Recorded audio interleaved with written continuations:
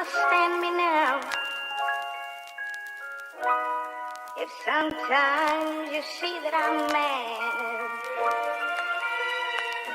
don't you know no one alive can always be an angel? When everything goes wrong, you see some bad. But I'm just a soul whose intentions are good. Oh Lord, please don't let me be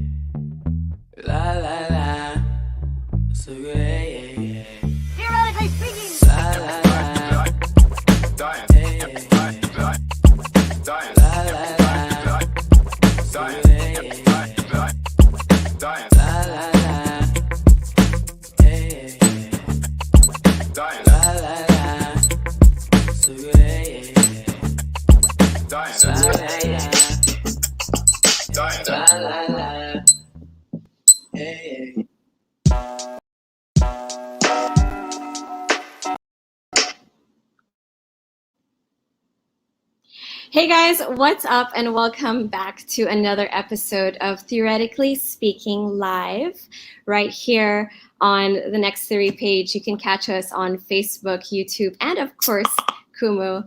So I just want to say what's up to everyone watching us again. As you guys know or don't know, Theoretically Speaking is actually a podcast that we started last year, and you can find that on Spotify and Apple. And this year, we decided to bring our podcast to the live stream space. So to introduce myself, I am Victoria Herrera, one of the hosts of Theoretically Speaking. And every week, we interview an industry expert, a creative, or just one of our friends that we want to shoot the shit with and talk to and get to know a little bit better. So for tonight's guest, we have with us one of the most energetic people I know in my life. I've known this guy for over a decade. I met him back when it was like the embassy days. I would see him in the club. I just remember he always had that energy ever since back then. Everything from, his different businesses, him being a creative entrepreneur, him co-founding several nightclubs, one including Black Market, which everyone knows is the hottest underground club here in Metro Manila. And of course, his current role right now is our chief of content of the #1 social entertainment platform of the country, Kumu. So I've been so lucky and fortunate to be able to work with this guy for the past almost 3 years now. And I've learned so much from him, and it's an honor to bring him to our show. So without further ado, let's all welcome Mr. Angelo Mendez. Yay! Hi, everybody. How's it going? What's up, V? How are you? What's up? Thanks for coming to the show. I'm so happy to have you here on this space because every day I do talk to you, but we're in another world, whether it's like on Zoom or WhatsApp calls or that sort of thing. But I'm just so happy to have you here and guest tonight. So yeah, how have you been? Not like I didn't see you yesterday, but how have you been? I've been good. Just got a bunch of powder thrown in my face today. Thank you. I think you had something to do with that. I had my face powdered today, and I had to eat a bunch of raw lemons.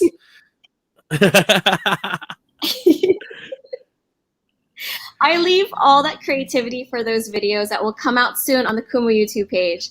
I leave all of that to the team, and I just wanted them to have fun today because that's one of the core lessons I learned working with you for the past almost 3 years now. Now that I think about it, right, it's like been a crazy, crazy, crazy journey. But before we even get there, before we even talk about like the crazy adventure we're on, I just kind of want to bring it back to the pre-COVID days. If you can tell us a little bit about your entrepreneurial journey, how you came to the Philippines, how you started Black Market. Go. Oh, okay. All right. So let me see. I guess it started back in college. I was like pretty popular DJ, I guess. Like I was on a couple of mainstream radio stations. And then friends of mine started a record label, and they asked me if I wanted to come in and join.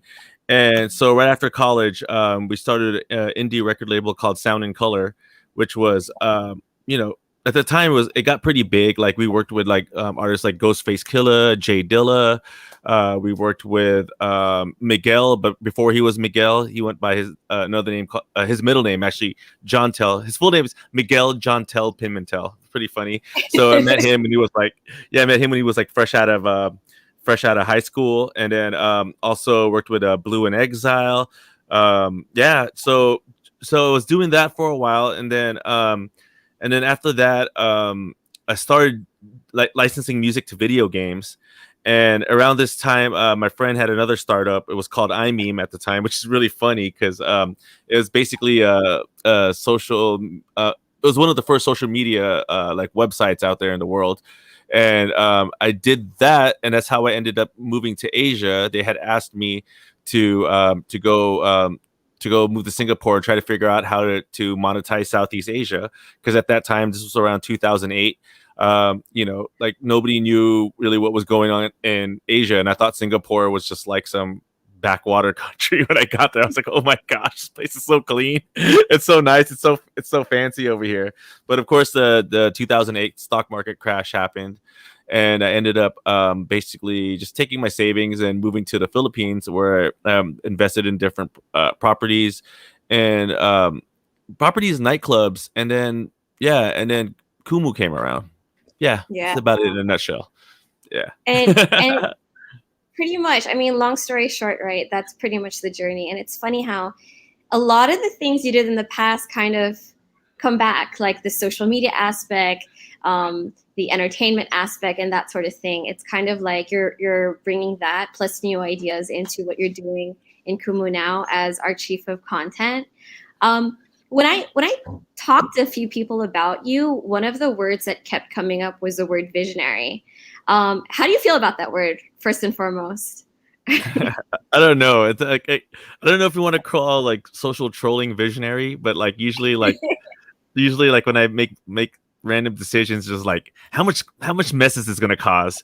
And that's pretty much kind of like what I like doing. Like I remember like when Roland was first telling me his idea, and then he was just like, hey, Roland's a visionary. He was just like, man, we're gonna go and we're gonna duke it out with like all the biggest media or social media companies in the world. And I was just laughing, going like, okay, dude, you're crazy, but this sounds fun. Let's do it. I thought like, what would be the biggest troll on the world just than to troll major billion-dollar US and Chinese companies? Why not? It's an adventure of a lifetime.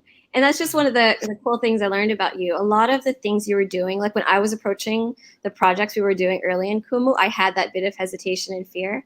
Meanwhile, you'd like just jump into it, and you kind of like make lemonade out of lemons, and you find a way to have fun out of everything. How do you know which ideas to really like jump into and which ideas you feel, aren't there yet? Like how does your thought process work behind all of this?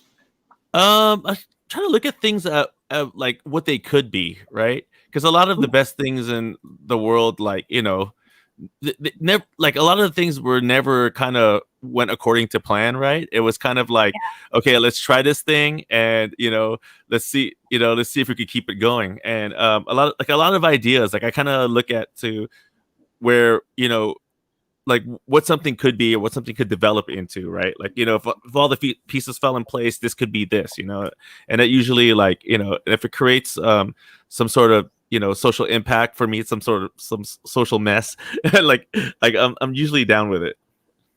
That's dope. And when you first heard about Kumu, what was your reason for, I guess in the co-founder's journey, like what was it about Kumu where you're like, okay, that, like, apart from the trolling aspect, what did you see in terms of this being, what it is now, which is the #1 social entertainment platform in the country, pretty much? I mean, you know what, V, I wish I could say that, like the like we had this grand vision, but I just believed, like, oh man, would it be so fun to mess with the whole media landscape of the Philippines? And at that time, it was like, if we did this right, like, wow, yeah, it kind of makes sense, right? It's like we're like, the Philippines as a country and a culture is very social media driven, but we don't have our own product. I'm like, okay, yeah, let's make our own product. Let's see what that turns into, right? And that was kind of it. I was really just like going like, okay, dude, like these are my like like my best friends from college were involved in this, and I was like, man, you know what? Let's do it.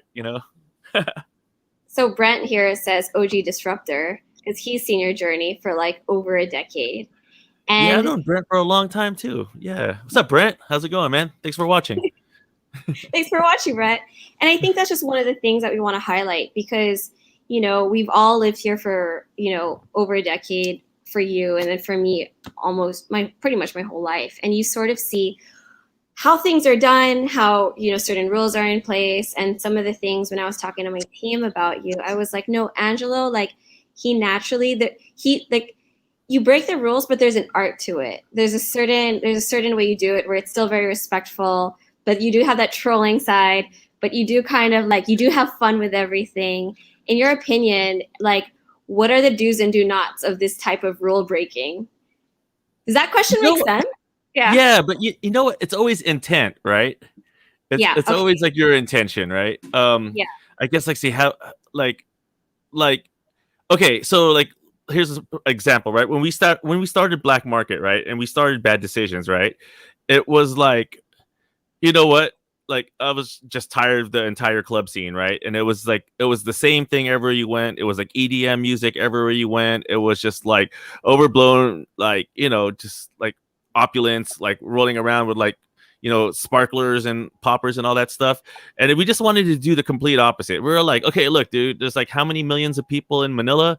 There has to be 10% that don't like that. Just give me those 10% and I could have a business with that.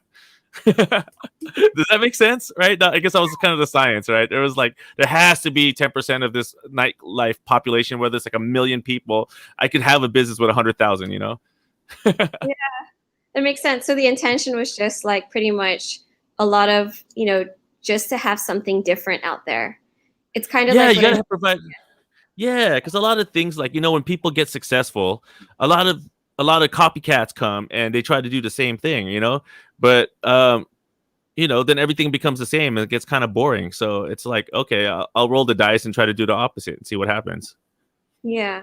You've never felt ever, right? From what I pick up from working with you, you've never ever felt pressure to be the same as everyone else or to follow like what's cool, right? No, I've always been like that guy that never liked what was cool. Like I wanted to be like cool on my own. You know what I'm saying? Like I don't like things. I don't like other people telling me what to do. So I don't like other people telling me what's cool. Like there's things I like and I like them, Yeah, ladies and gentlemen, that's Angelo Mendez. So what I love about you is you're pretty straightforward. You just say it how it is. There is no like mystery behind shit. You're like, if I like it, I like it. If I don't, I don't. That's a cool idea. I'll do it. If it's not a cool idea, I don't want to do that. Right? Yeah, but it also like I don't like look at people that we don't have the same taste. Like I don't like not invalidate them. I just think they have their thing, and it's not if it's my thing, it's cool.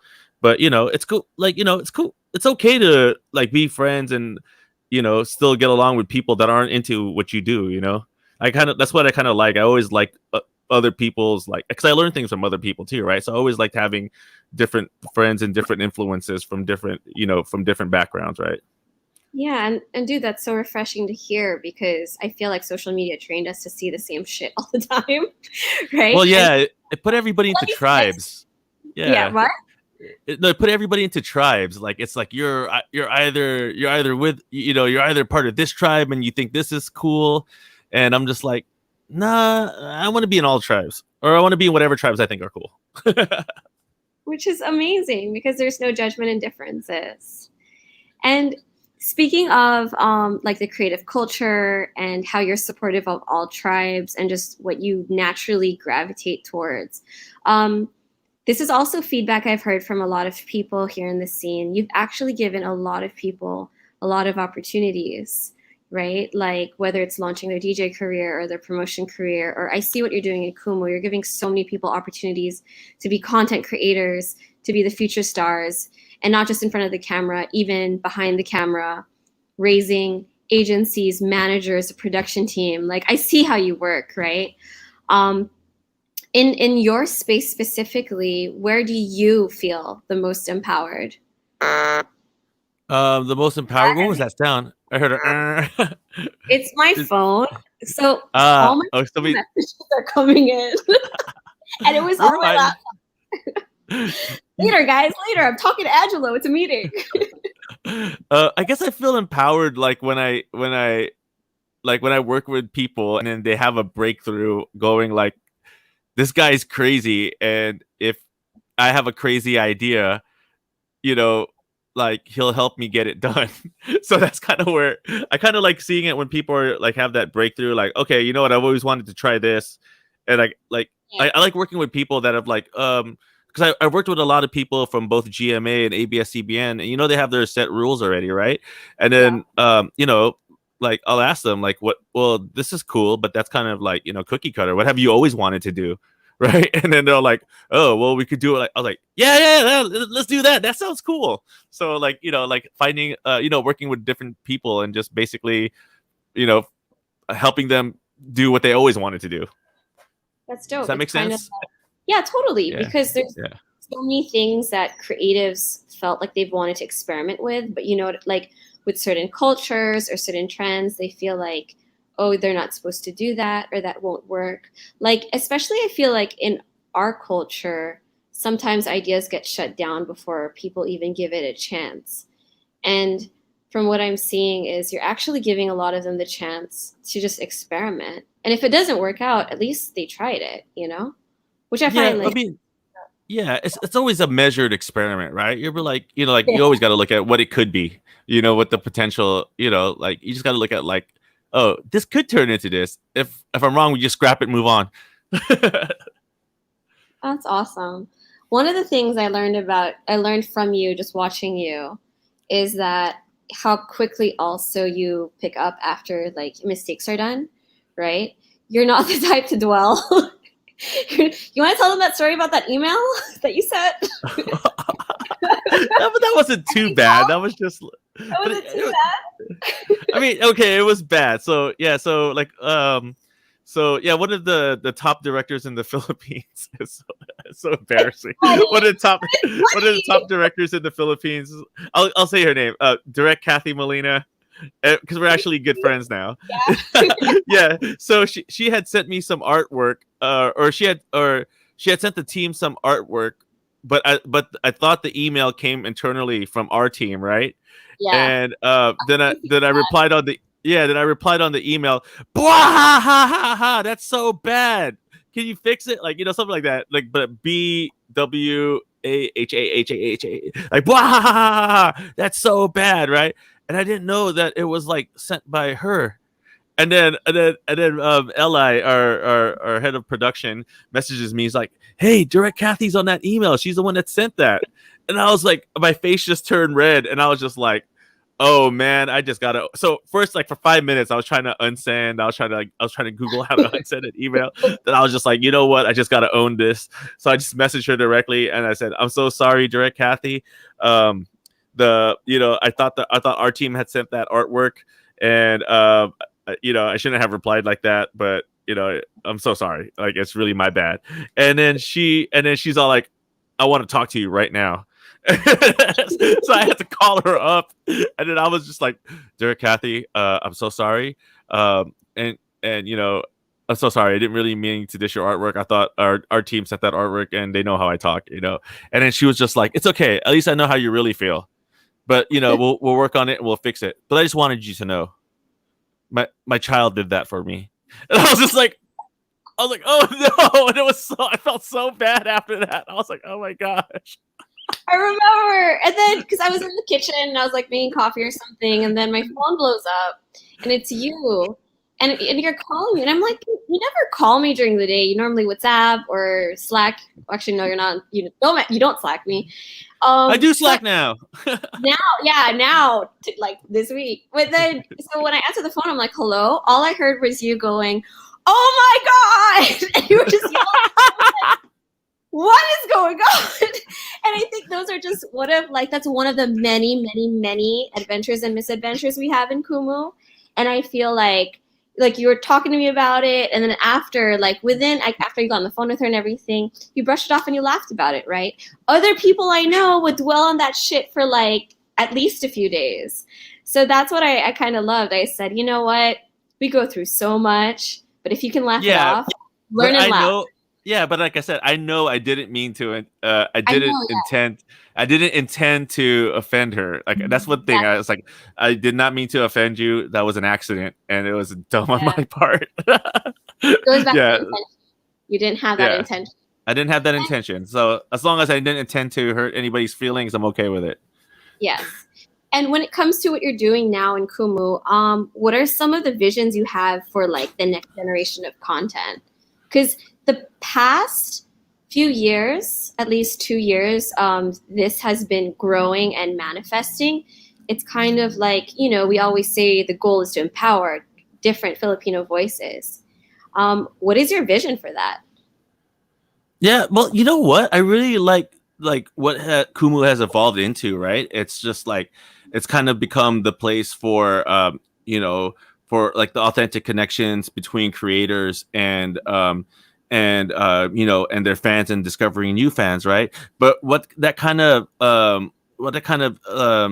did unintentionally, intentionally, it also helped Kumu become the home for Philippine content, right? So I kind of see, us going down that path a little further, and basically helping develop Philippine content and get it out to the wider world, right? Like some of the things we're working on, it's like I really want Philippine pop to be like as highly regarded as K-pop. Same with the dramas and the things. So like there's a lot of things behind the scenes I can't talk about yet that we're working on, but yeah, we're looking to be not just a place for authentic connections, but a home for Philippine content. That's dope. And speaking of content, you're also a content creator on the app. Yeah. Yes. You want to talk about your podcast? Yes. So my nerdy obsession, guys, is retro video game consoles, right? So I think I have one of the largest private collections of old video games. Everything from the Atari 2600 all the way. Well, right now I'm up to the PS4 and the Switch, but I need to get me a PS5. But I have almost every console. I'm still missing me there's with my co-host Sonia and Ron Star there, but I'm missing me what is the thing called, the Virtual Boy? I don't know if you guys know what that is, but I'm missing me one of those, and just a couple of other consoles. But like I have almost every video game console from like when did Atari come out, like 1978? Yeah, so I have almost every video game console from then up. Yeah. And tell us about your show. Tell us about Usapan Retro. What do you guys talk about? We just talk about old nerdy shit. It's like I had to change my name to my IG handle, but I go by Boomer on that show, and we just talk about old nerdy toys, comic books. It's basically it's a retro nerd show for titos and titas of the Philippines. That's what it is. Yeah. And we just talk about how like things that made us happy in our childhood. That's dope. And when is in the 80s? In the 80s. That's when I was born. And when you started it last year, how many seasons are you guys on? We ended our second season in December, and we're hoping to launch the third season this Saturday. So yeah, it's on Spotify. So if you want to check it out, it's Usapan Retro. But it's with an N, no G. It's not Usapang. They told me it was supposed to be Usapang Retro, but I'm such an amboy, and I said Usapan Retro, and I already had made some merch. So I was just like, you know what, we're just gonna own it. It's Usapan Retro. Yeah. Yeah, just So dude, yeah. when Brent and I were thinking of Theoretically Speaking, I'm pretty sure we went to like at least our third episode with still no title. And we were asking all the guests, we're like, Gabe, what do you think it should be? Feb, what do you think it should be? Like, because we were still developing that. So I'm just like, just have fun with it. And it all happened like during quarantine. It just happened during quarantine, right? Because everyone wanted to create new things and create new content while we were doing Kumu, which is pretty insane. Yeah, I think everyone became a podcaster during quarantine. You know what? I like it because it's a fun way to hang out with your friends and talk about stuff, right? And you're like, you know what? Might as well record it. That's exactly what we were doing. Well, first when we did the podcast, the funny thing was none of us knew how to do a podcast, and we're not like you where you have like the mic set up and you have that whole recording system and you know how to do that. Like we were literally like putting it together in whatever way we could. Yeah. Well, I tried to do this with Bad Decisions a long time ago. We had a Bad Decisions radio, so I've had all this equipment since like 2013 or 14, and it was just sitting there, and I was just like, let me just dust this microphone off. Let me do this. I got a webcam. Oh, they got all these new tools on the internet. You just plug this thing in. We're good to go. We got a podcast studio. That's dope. And what, apart from, say, for example, Kumu or your podcast, what are the other things that have been keeping you busy during quarantine? To be honest, it's just Kumu and my podcast, and then some video games. That's about it. Like when I have time, and my cats. Yes. And my cats. Bring out the cat picture. This is what we're waiting for. This is yes. Those are all your cats, right? We didn't pull random cats from the internet this time, did we? The one on the right is actually Jove's cat. That's Lolly, but she's kind of my cat. So that's my place in Boracay. And Lolly likes to like stay with us. The one on the bottom is Cupie because she's all white like Cupie mayonnaise. She's sick right now, but she's behind me. Yeah. And then the two on the upper left is cats I share with Mark. On the left is Stinky because he has mad gas problems and he stinks. And then the other one is Obi because Mark is obsessed with Star Wars. So yeah. And Obi needs to get neutered. That's probably, I don't know, that's TMI, but I need to neuter Obi. He's doing inappropriate things with my cats right now. Oh no. They might get pregnant. No, Cupie's already fixed, and Stinky is a boy, and I don't know. Obi's like this huge cat, like he's like bigger than everyone, and he's like he's just having his way with people right now. I'm like, yo, but you have to keep them separated. And speaking of you living in Boracay, tell us about this whole new journey you're in. I know you just moved there last month, yeah? And what triggered this whole move to the island? Oh, dude, because like basically since like lockdown started, what was that, like in March? So we were like pretty much in lockdown for 10 months. I just gained like 30 pounds and I wasn't walking around. I wasn't doing anything. I was just going like Kumu, podcast, sleep. And like that was pretty much my cycle. And I really didn't leave my room. And I was just like, oh my gosh, I can't live like this for like another year. And so so I used to actually live in Boracay like back in the day, and I have a lot of friends there, and they were just telling me, hey man, it's like really cool here now. There's not that many tourists, and it's like old Boracay right now. And so I was like, all right, that's it. I can't be in the city anymore. And for my mental health, it was cool. I kind of got active again. Now I'm like doing my 10,000 steps. Like, you know, that's kind of like my morning mission. Yeah, so that was kind of it. I just needed a change up because like I was literally stuck in my room, like not doing anything. I know. I mean, there's a lot. Like, I know what you were doing last year. You were moving all your studio equipment to make it home studios. You were launching Game Kanaba. You were launching Pinoy Big Brother. I kind of know what you were doing. It's not like I wasn't doing anything, but I wasn't like doing anything for myself, like, you know, like on my own time. Like it was everything was like, I mean, it was cool. I guess it helped me focus a lot on Kumu, but it was like one of those things where I was like, I need another outlet. And so I thought the beach would be awesome. It's so And plus, it dope. was one of my goals to live at the beach again before I turned 40. So Yeah. it worked out. So to just zoom out on everything, you were, just so busy with work and getting things done, but you realize like, okay, there's a lot of time here. I want to do more shit for myself. I'm going to go to the beach and have that work-life balance. So I just thought of you also recording again in the pool, which is, I think, you guys want to check Oh, that it's so out. bad. Go to Which one? Buhay Kumu. The Buhay Kumu one. Oh The one- no! Do you have that video? I don't have it right now. Like I can't do that just in Oh, case. I thought you were about to pull that up. I was like, well, how'd you I get should that video? have. I only thought of it. But yeah, happy birthday, man. I know it's your birthday in a few days. Do you have any 40. yeah. How do you feel? Yeah, I don't know if I guess I feel 40. Yeah. Let me see. Well, yeah, just okay. So yeah, I was at the beach for like almost 2 months. So I had to do a lot of catch up, and I feel like we got through most of it this week already. So we had that leadership meeting, right? That was like we were like locked in for like 3 days, and then after the leadership meeting, and we had to do the team meetings, So we went through our. I know. Yeah, so we're like, because we have these two awesome team members, Jay and Dana, right? They're so awesome and they're so smart, but I don't understand half the shit they say. So luckily. Yeah. So luckily, one of their batchmates from college, who's also a smarty pants. What's up, Kyla? She ended up joining my team. Yeah, and then she helps me translate all that stuff because the house is full of creatives. You have like Eli, Jorah, Keith. We're just sitting there like, okay, like how can we fuck shit up, And then and then there's this like, okay, here's a structure, here's some goals, here's these charts you got to fill out, and we're like.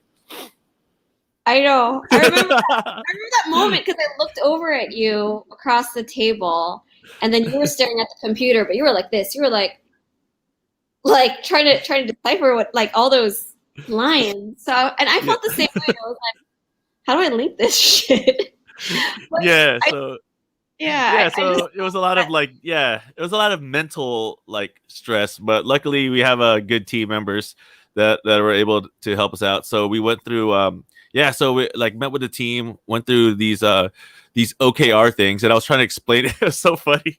They're all like, okay, guys. So how did you explain it to your team? And I'll tell you how I explain it to my team.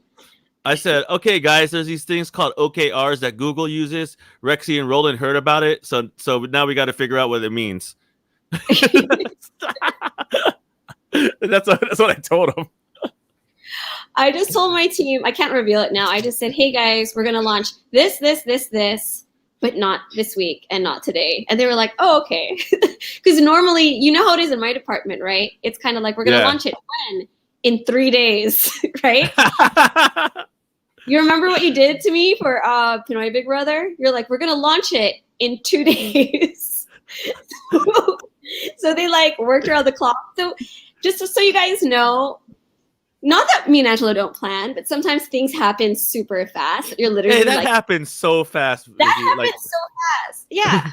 We had a meeting on Friday afternoon, and then they just said, we'll announce this partnership on Sunday. I'm like, that's a day and a half to like have all our collaterals and materials together, and the team was working around the clock, right?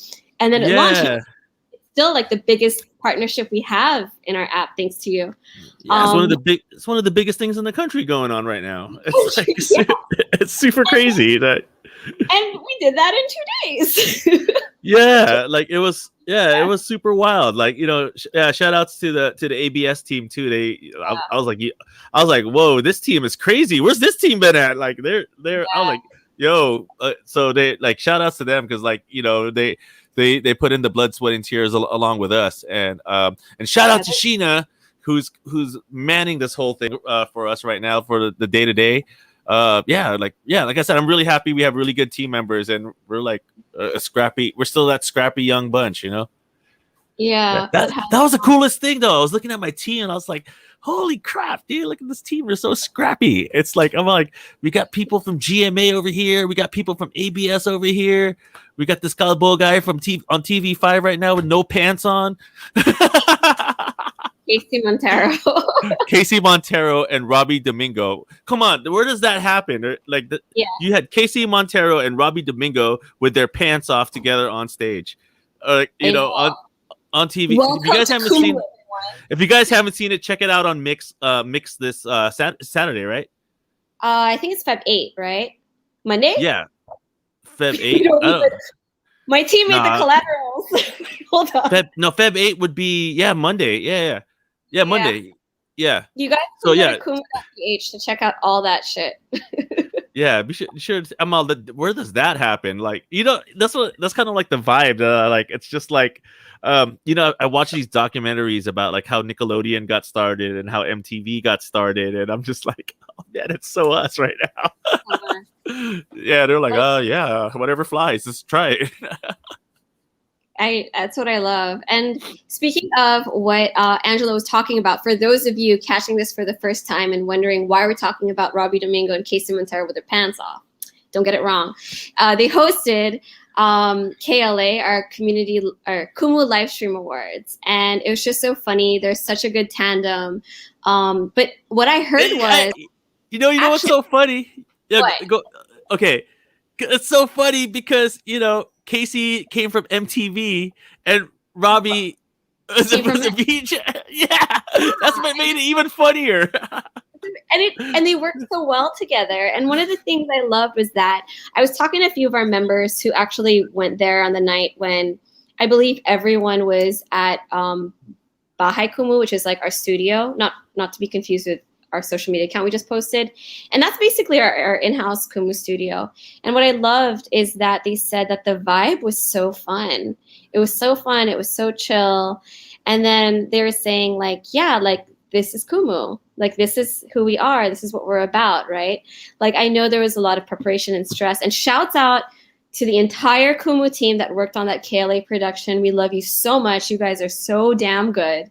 And it was that proof of concept, right? Like that awards show that a lot of people saw. Remember when we talked to partners later that week, they're like, that was a good production. And then we were telling them, we're like, that was our first award season. And we got a lot of props in the industry from like those people who were throwing events like that. So I'm going to take a moment. I feel like this is a Kumu appreciation episode for everyone in our team that we love so much. So also shout out to marketing. But just seeing there's so many behind the scenes stories that we know of, that what everyone went through, that of course we want to get out there more through conversations like this or through our podcast season 3 that we're going to launch on Monday also. Just so much adventures and misadventures of our team that just makes us so proud.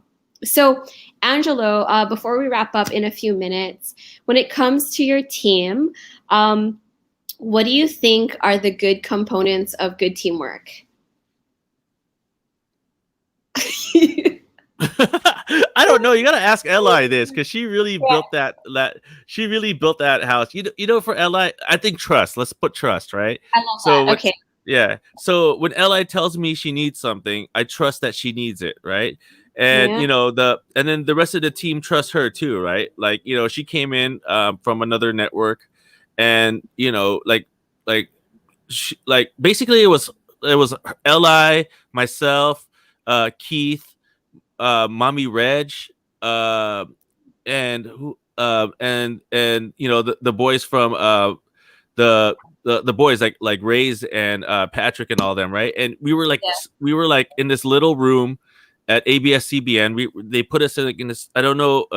You guys have seen Harry Potter? Yeah, we were like in this Harry Potter sized room underneath the stairs, and that's how it started. And we all just kind of trusted each other to get the job done. And it was like one of those things. It's like Keith doesn't have network TV background, Eli's just like, okay, we'll figure out how to make this thing work, and it was like one of those things where I think that's the biggest thing is like trust in the team, right? That's amazing. And my last question is, with yourself, what are the things that you feel make a good leader? I think listen to your team, like just listen, like try to keep your like try to keep the door open, and try to let the what you call it, let the ideas flow. Let people feel safe to present their ideas, right? Because you never I don't know, I'm just that guy. I'm like, I don't know, like you in the corner, what do you think? Like, Yeah. if it makes sense, and I'm like, all right, let's try that. Yeah. That's what I love about also working with you. Like you let everyone give their idea, and you let, like, even if they're in the corner, you let them speak, right? And then that's how you actually empower them. I've seen a lot of people in your team feel super empowered with how you give them that opportunity. So I just want to thank you also because Angelo, you're the one who got me into Kumu. That was the best interview. Hey, you want to work with us? And guys, it wasn't an interview. It was like a DM. It was like a messenger. Like, hey V. Like, I remember that so clearly in May. Hey V, you want to join the team? And I was like, cool. And then when we met up, our interview was literally like this. Everyone watching. We don't do this anymore, by the way. We actually have proper onboarding now. But before, like, remember that? You were like, Yeah. yo, V, yeah, so what do you want to do? And I said, what do you need me to do? You're like, I don't know. What do you want to do? It became that conversation. And it was just kind of like, okay, yeah, it's basically like, yeah, just find some opportunities. Tell your actually V has very popular friends, so I was like, V, just tell your friends to try it. I remember you told Roland, you're like, I don't know. I mean, I'm sure she can do shit. And I was like, yeah, I can. And it was funny because at some point, it was kind of like, especially in our team and with our entire team, we kind of like jump in there, but you see where we start gravitating towards. You see, it's like, okay, like this person really likes that. This person really likes that. And you guys also did that to me. Like, I know I jumped in there, but you saw where I gravitate towards. And then you just empowered me to keep going in that direction, And again, it's not like we worked together in the past. This is our real first working relationship. So you did trust me to be like, she won't fuck it up. Hopefully. Man, I was like, dude, V ran a magazine. She's like has her media company. She could definitely help us. She's definitely an asset. Yeah. Yeah, I just want to say thanks so much for pulling me into that adventure, and it's still one of the best adventures of my life, seriously. And just want to give you that heartfelt thanks, and thank you again. Oh man, wait for 20. What is this? I know. 2021. Oh my gosh, I'm like, abangan. Yeah, it's crazy. Like that's why the team is so crazy, because it's like we've had like massive years, and it's like, oh, 2020 was a massive year for us, and it's like, whoa, 2021, we got to top that. All right, let's go. And our team was like that. For anyone listening in the leadership meeting, no one ever said, "Oh no, that's too much." Right? No one ever said that's too huge. We can't do that. No one said that in our meeting. Everyone was like, "Yeah, let's do that." Right? Like everyone. It's like at the end of the day, you're like, "Oh, what did we all say yes to?" But it's the adventure that is exciting. And to bring it back to what you said earlier, just to wrap this up, imagine how things could be. Right? It's what you said, like, hey, if you can imagine it to be like that, then why not? And definitely things I've learned from you is from this interview, it's listen to the team, make sure there's trust, and just have fun.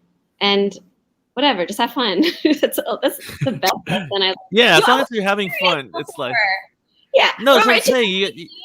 I was like so serious about my work, and then you were like, lighten up.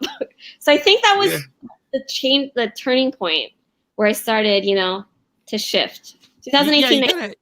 You can't be so like, you gotta have fun, like, right? It's like, I mean, that's why like 2020, even though 10 months were like, I was literally in my room for 10 months. I was like, it was still fun. Like that 10 months, like, I was like, wow. And then I realized, oh man, I'm really unhealthy right now. I need to do something else. But like those 10 months, it was like, I was having fun doing what, like, doing what we were doing and working with the team. And it was just like, every day was like a crazy, like waking up to something crazy every day, Yeah. Oh, for sure. Every day.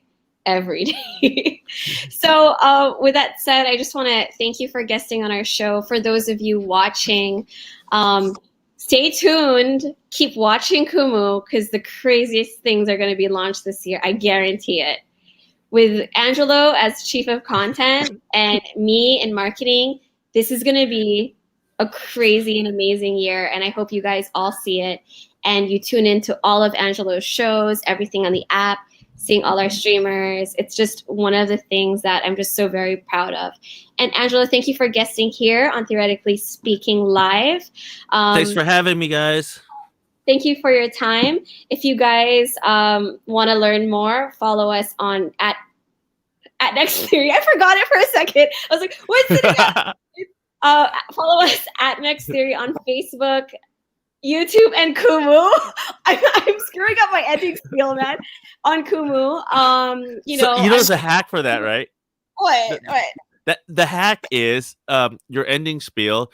Do it as a running banner on the bottom, so it's running, and then you can just read it off.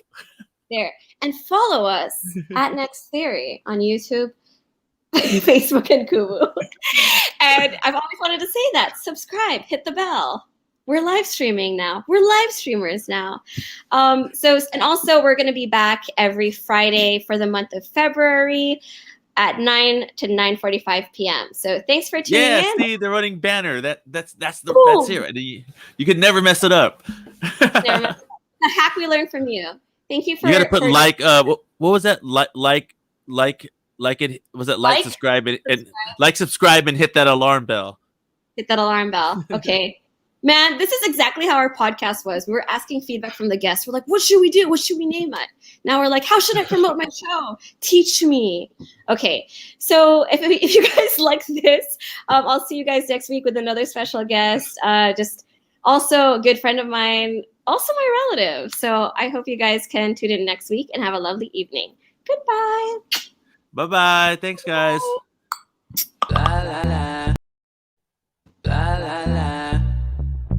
Hey, yeah, yeah. La la la. So good, yeah, yeah. Theoretically speaking. La la la. Hey, yeah, yeah.